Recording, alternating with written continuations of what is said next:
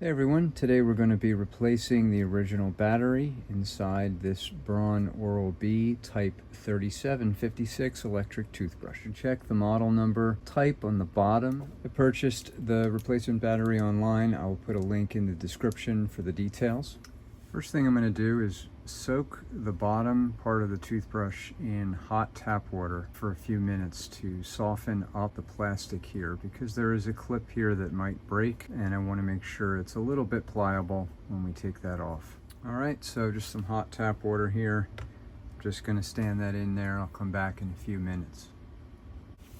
Okay, after about 5 minutes or so, you can take this out, just dry it off.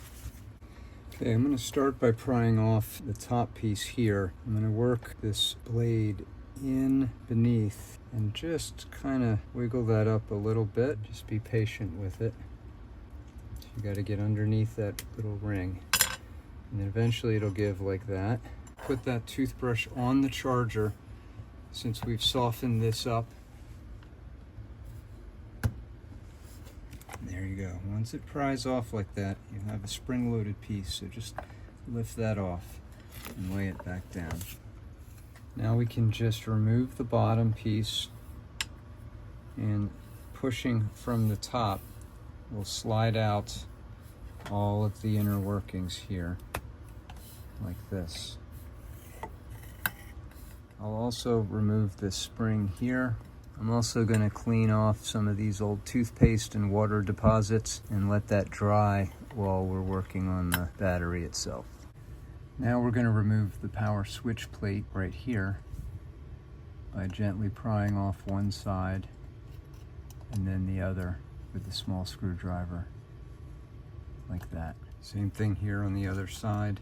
Just come in one side and then the other. Pull that off. Okay, now we're going to desolder the two battery terminals, and that's right here and right here. Okay, you can see it's starting to melt there now finally and soften. So now I can see where I have to pry that tab up. So I'm just getting this pick underneath here, right there. That battery terminal's coming up, so I'm just going to go in there a little more, clean that out. Okay, next we're going to desolder here and here to take off the connections for the motor.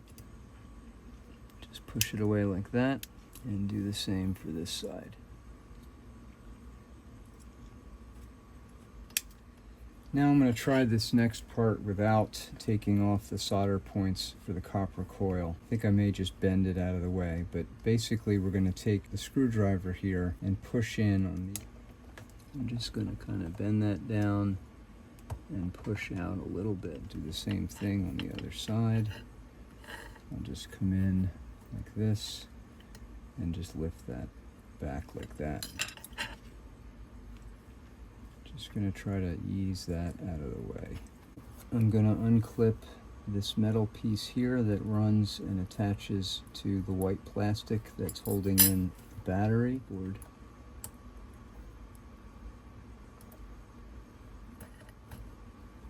Just like that. To remove the circuit board, I'm going to push this plastic clip away from the circuit board here to allow me to lift up a little bit, like that.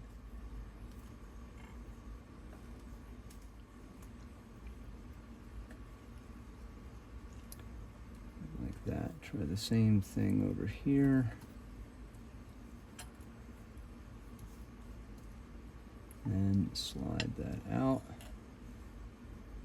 Okay, and my battery is still stuck on here, so we'll loosen that. So I'm just gonna touch this with the soldering gun and then pull up with my fingers to release the circuit board a little bit, but there, we got it. Alright, so now we'll unpack the other battery. Okay, what I've done is I've bent the terminal connection here, and I've taken a small pair of scissors and I've clipped this wire to thin it so that it matches the thickness of the other one. And I'm going to put this thin piece up through the circuit board on the positive terminal. And then on the other side, I've just bent it a little bit, and I'm going to see if I can at least get it up through the circuit board this way before I have to cut any excess off. Alright, so I'm test fitting the battery now. As you can see, I've pushed this terminal up through, basically bent it a little bit, clipped it with the scissors, and worked it through that hole right there. Once that's through like that, I have the other side lined up too, so I'm just going to test fit it back with the plastic piece over it before I solder anything back. Make sure the orientation is the same way. The positive is facing away from the copper coil. And now slide this in over the top. Okay, clip that down.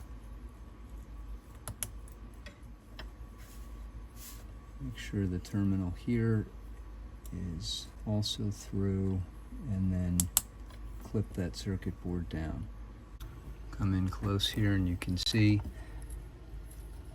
I have the lead right here coming up through the circuit board.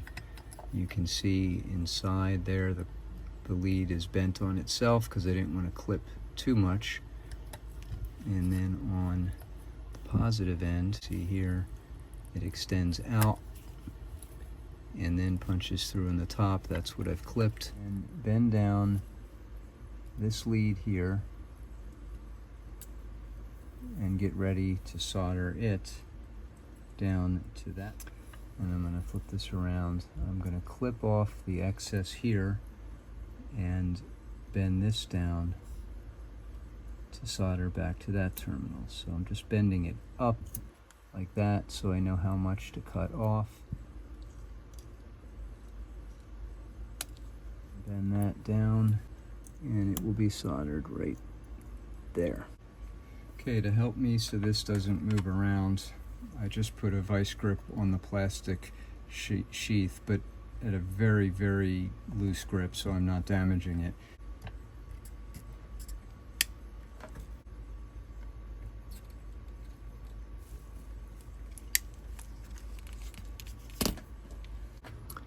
Alright, now with the battery soldered, I'm going to slide the battery in the sheath back in.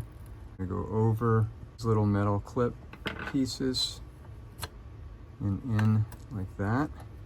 So now that this is in place up here, I'm going to bend down each motor terminal there, the lead or the connector, and there, and solder those back down.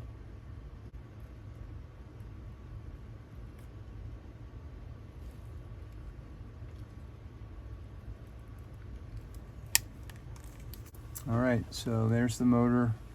Each terminal is soldered back on, and we'll reattach the metal clip here that connects to the switch. Again, that's going to rest right there. And then right here, we'll put it in on one side and then push it in on the other until it clicks like that. Now we're ready to slide the whole assembly back in through the casing. Insert the spring back into the charging coil there. To get the base back in, we're going to get that rear clip locked in place first, and then I'm going to push forward to catch the front one like that.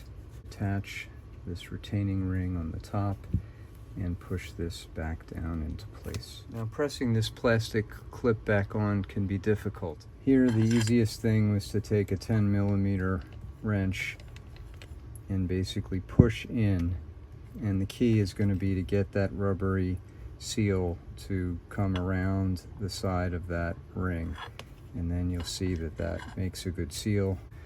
Alright, now that it's all back together, the last thing we're going to do is plug it in and test to make sure that it starts charging. So I've got the base plugged in now. I'll pop this on here, verify that it starts charging. As you can see there, it's flashing, which is a good sign. Just give it a quick test here. Okay, so it works. Alright, so we'll let this charge for a full 24 hours before we actually put it back into use. And I hope that was helpful. Thanks very much for watching.